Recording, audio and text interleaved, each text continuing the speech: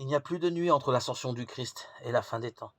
Cela veut dire qu'il faut nous abstenir rigoureusement de regarder en l'air pour trouver Jésus-Christ.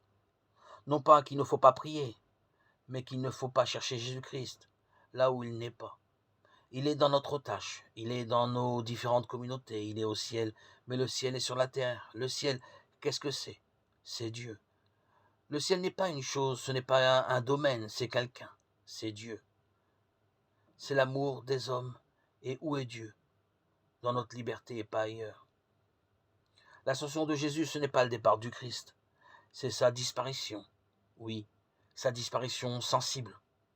Autrement dit, il cesse d'être à côté de nous pour être en nous. Il ne peut pas être à côté et dedans. Ce n'est pas possible. Ce sont les limites du corps qui l'empêchent. Or, son corps est transfiguré. Il est glorieux, il n'a plus de limites. Sa présence est au plus profond de nous. Il est plus moi que moi, il est ma vie même. Il est la source de ma vie. S'il est en moi au plus profond, il est évident qu'il est actif. Et s'il est actif, il transfigure l'accomplissement de ma tâche humaine.